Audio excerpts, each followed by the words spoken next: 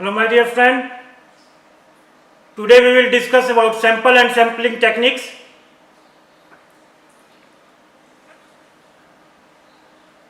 So first of all, we must have to know about statistical population. Population in statistics is usually defined as complete or total set of characteristics or observation from which conclusion is drawn. It is aggregate of persons, objects, events, cases, etc. depending upon the subject of study. It is entire pool from which sample is drawn. It may be specific or vague, relying upon the goal of study. When we talk about the sample is a set of characteristics of persons, objects, events, cases, etc. selected from statistical population. It is subset of population, means a chosen sample contains most of the characteristics of population, so it is representative of population. So if in a population everyone has equal chance, that is greater than 0, of being selected in sample, it is called as probability sample. A list of all the elements of population from which sample is drawn is regarded as sampling frame, as map, census, implied database, etc. Elements of sample are called as sampling points or sampling units. The number of elements in sample is called as sample size. Here you can see the whole circle is shown as population. From that a chunk is taken, that is the sample. It means it is the part of population only, or that's representative of population. Now we will talk here about sampling. It is technique of selection of subset or sample of characteristics that may be of persons, objects, event, cases, etc. to estimate the characteristics of population. Sampling design, if we talk, it is a procedure by which the sampling units are selected from the population. Then sampling distribution. This is the probability distribution of statistics calculated from a random sample of particular size. So sampling distribution is essential feature of statistical inference. When we talk about sampling error, it is difference between the sample result and population characteristics being estimated. Practically it is rarely done, as the complete characteristics of population is rarely known. However, researchers measure this to find out probable limit of magnitude. Sampling variation, if we talk, this is the variation shown by different sample of the same size from same population. So sampling techniques, if we see, that's of two types: probability sampling and non-probability sampling. Probability sampling is also called as random sampling or representative sampling. Here every member of population has equal chance, that's more than 0, to being selected in sample. It is assigned objectively with precisely defined techniques, or these techniques are used in well-defined population. Samples are assumed to be real life representative of population. Lot of merits, demerits are also there. Like if we talk about the merits, these methods minimizes the biasness. This method reduces the chance of systematic errors. Samples are true representative of population. Inferences drawn from sample are generalizable to the population. These are the merits. When we talk about demerits, it is time consuming, expensive, and more efforts are usually taken. Now we will see for the criteria of randomization in clinical trials. First one is unpredictability. Means prediction is not there for participant to be assigned in any particular group. Each participant has the same chance of receiving any of the interventions. Allocation is carried out using a chance mechanism so that neither the participant nor the investigator will know in advance which will be assigned to whom. Another point is balance. Here treatment groups are of similar size and constitution. So groups are alike in all important aspects and only differ in interventions what each group receives. Thereafter, simplicity. Simplicity means it is easy for investigator or staff to implement. Now we will see various methods of randomization. First is simple randomization. This is just like head and tail method, where one side may work as trial, another side may work as control, or different intervention may work for two different sides. So here random generator number is used. It's simple and easy to implement, and treatment assignment is completely unpredictable. However, it can get imbalanced in treatment assignment if applied in small or smaller trials. Like if trial of 10 participants are there and we are comparing 5-5 split or 7-3 split, then you just compare 1/5 plus 1/5 divided by 1/7 plus 1/3. So it's coming 0.84, means 7-3 split is only 84% as efficient as 5-5 split. So even treatment is balanced at the end of trial, it may not be balanced at same time during the trial.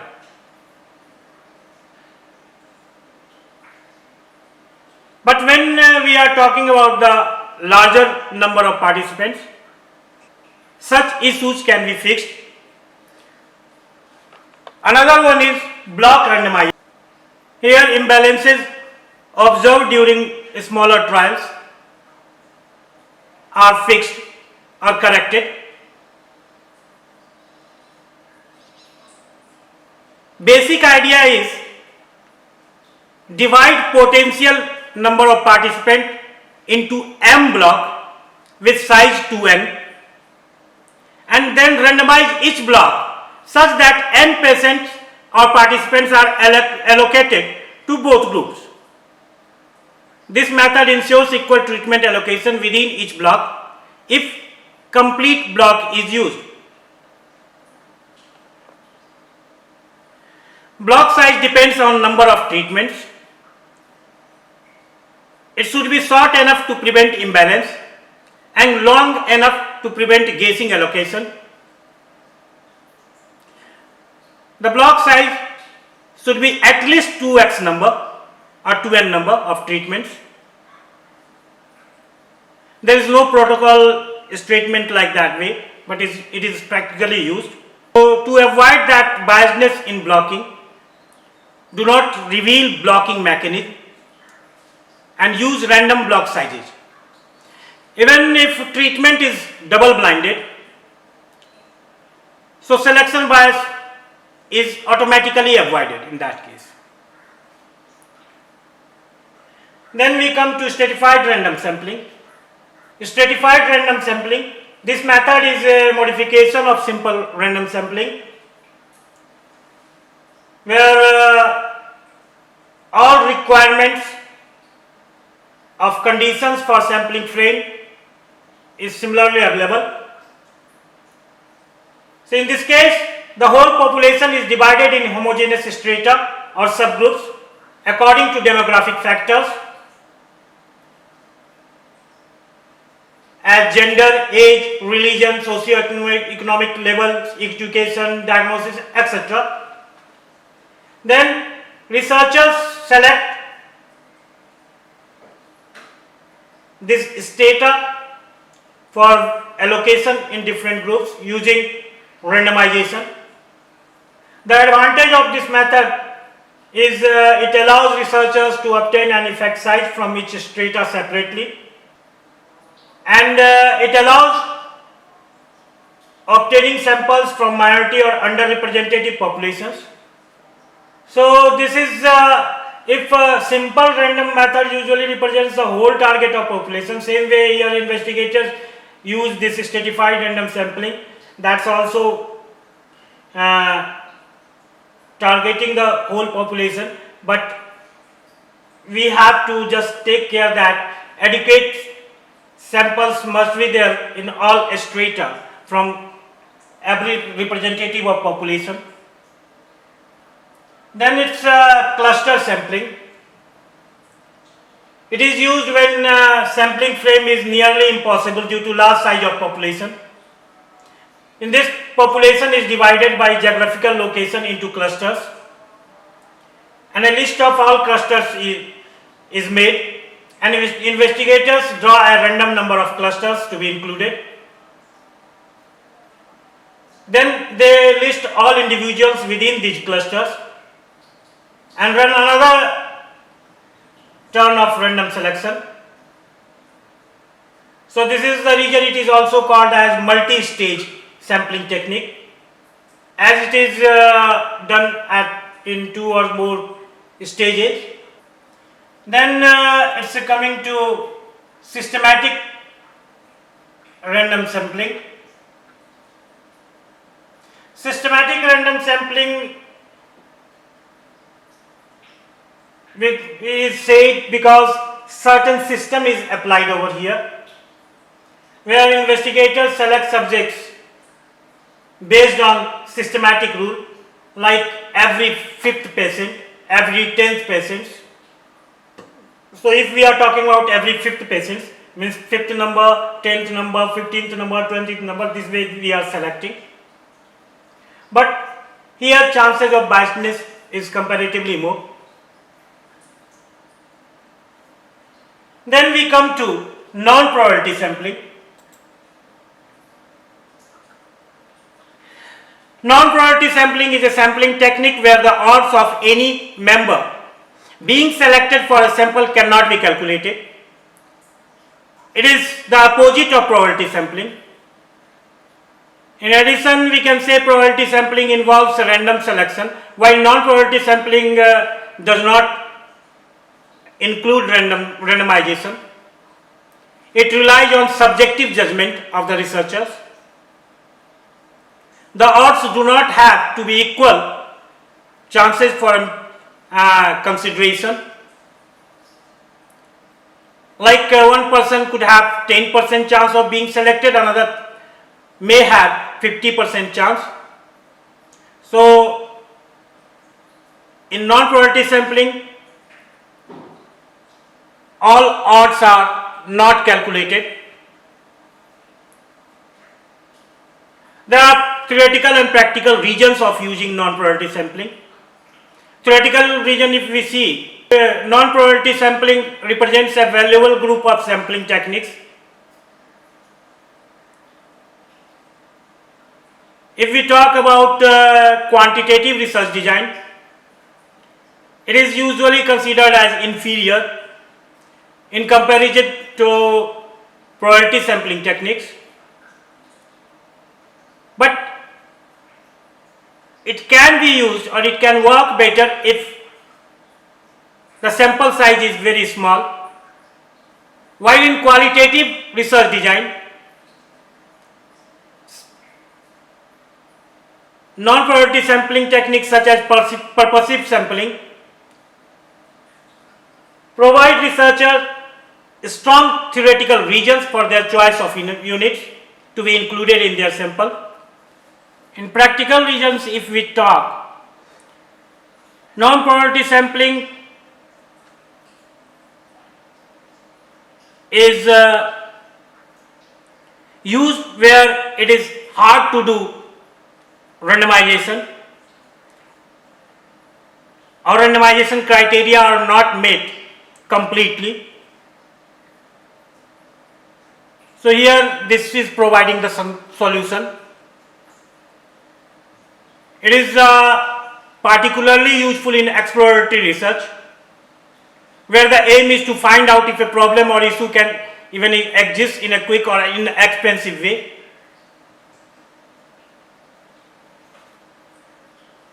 And this is what is added in merits of non-probability sampling also, like it is cost and time effective.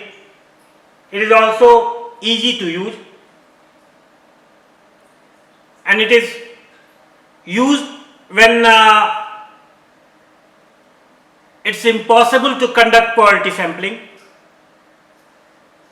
like in very small population. Demerits, if we talk, so we cannot say that this is the complete representation of population. Another demerit is confidence intervals and margins of error cannot be calculated.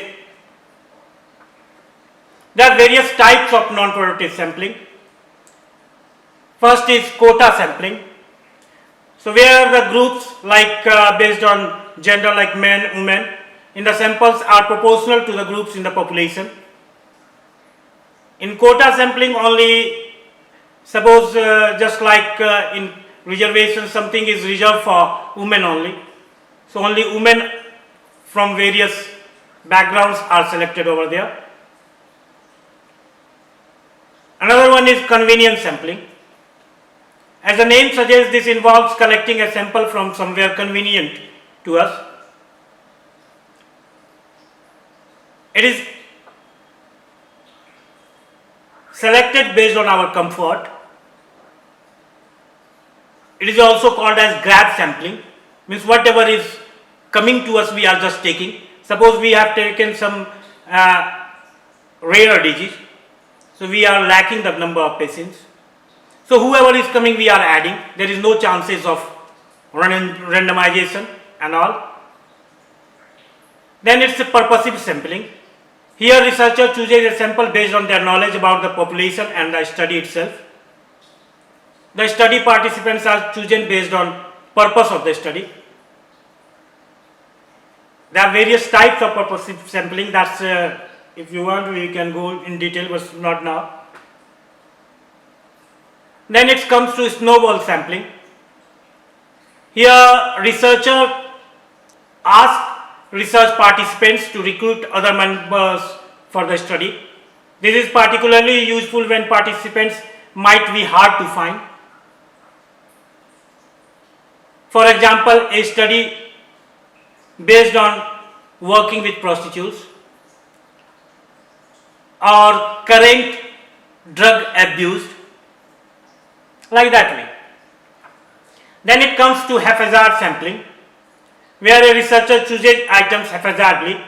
It is just like researcher wants to show or simulate randomness. However, this may not be random at all. It is always offering biasness. Then it comes to expert sampling. In this case, researcher draws the sample from a list of experts in the field. That's why it is called expert sampling. Then heterogeneity sampling. This is also called as diversity sampling. It is a type of sampling where researchers choose members deliberately so that all views are represented. However, these views may or may not be represented proportionally. Then at last it's come to model instance sampling. In this case, the most typical members are chosen from the set. So this is basic of sample and sampling techniques. So thank you. Thanks a lot. If you like this lecture, please subscribe, like and share. We will cover the whole syllabus of research methodology and biostatistics for BMS and postgraduates of Ayurveda and others wherever this syllabus is applied. Thank you all.